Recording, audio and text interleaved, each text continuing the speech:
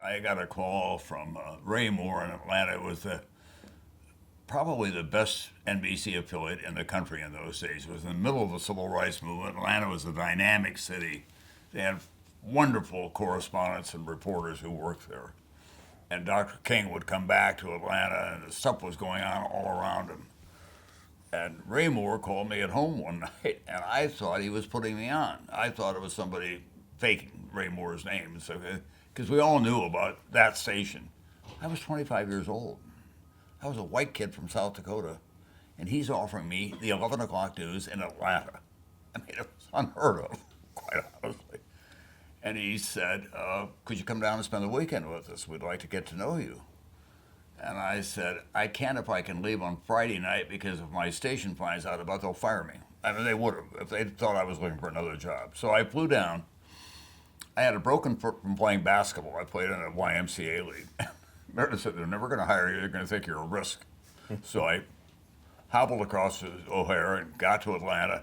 Magnolias were in bloom. It was an early, warm day, and the cab driver said, the station was called White Columns on Peachtree. And he said, White Columns on Peachtree. Yes, sir. It's part of the pride of the South. I thought, I want to move here. If they don't give me this job, I'm going to kill myself. And so I went to the station and had a great dinner with the news director. And then by chance, the next day, Churchill had just died. And the man who ran Cox Broadcasting was Leonard Wrench, who was a Truman aide. He was well known for his place in national. He'd been the media advisor to Jack Kennedy for the '60 convention. And Leonard Wrench came into the station. He had all these pictures of Truman with Churchill, and he was in the pictures as well.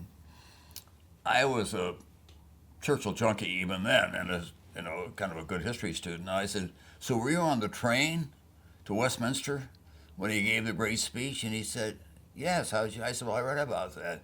Tell me about the poker game. And he said, how do you know? I said, well, I know you played poker on the way out and the way back. And he said, here's what we had to do. He said, Churchill was not a good poker player. So old Harry said, let him win a few. That was a great story.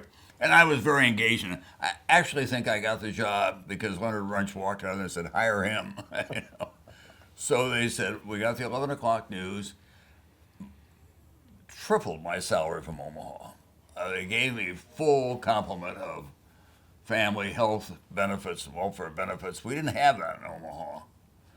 And I flew back to Omaha, and I was delayed by a storm, so I got in late, and there was a big station event, and all my bosses were lined up. Where have you been? And I said, I've been to Atlanta. They said, Atlanta? I said, yes, and I've been hired to do the 11 o'clock news, and they almost fainted, and I'm going. I've loved being here. One of them, who I didn't ever get along with, said, Brokaw, it's a fast track. You're going to fall off. You shouldn't be leaving here. I said, I'll take a chance. So Meredith and I packed up our belongings and put them in a two-wheel trailer and drove to Atlanta, Georgia. And it was a transformational moment for me because it was all hell breaking loose in the South. And I would, at the end of the 11 o'clock news, I would get on a charter and fly down to Alabama to Haneyville. They'd killed a civil rights worker from the north in Haneyville. I'd go to Americus, Georgia, where they had a really nasty confrontation. And one day, the most dangerous thing for me was little noted because we'd heard that a county called Tolliver County had integrated its school system under court order, but white supremacists said, we're going to create a separate bus system to take kids from here and send them to the next county to school. So I took a cameraman, went by myself, with an AP photographer over there. School bus shows up, filled with white kids, and out of the houses in the black neighborhoods, parents sent their black children to get on the bus. And out of the woods came rednecks. I mean, really, they were lumberjacks, and they were mean. They started throwing these black kids off the bus and beating on them. And then they realized I was there with my camera crew. And they grabbed my camera, the camera from my cameraman, who was a Southern guy. He didn't ever think like this would ever happen. And they were closing in on me. And I was trying to stay very cool, but I knew I was about to get the hell beaten out of me, quite honestly. when a highway patrol captain from Atlanta showed up, and he had seen me on the air a lot. I'd covered other stories where he was around, and he looked at me and he kind of, hard looking. He said, "Boys, I don't blame you. I know what you want to do. You do that, we're going to have a hell of a lot of trouble here. We're going to let Mr. Brokaw leave right now, right, Mr. Brokaw?" And I said, "Yes, sir." And the sheriff had a 12 gauge pointed at me. He said, "You got about 2 minutes, young man, to get the hell out of this town."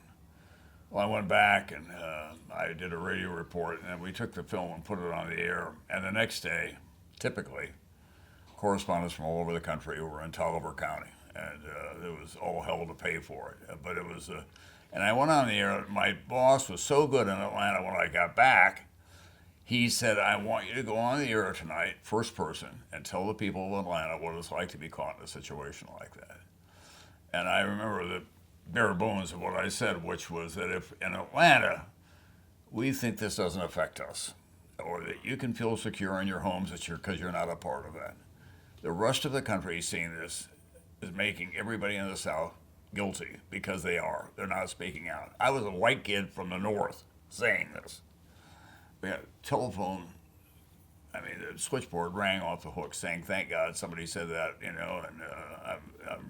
I have to think again about what we're doing down here. So it was a kind of a defining moment for me.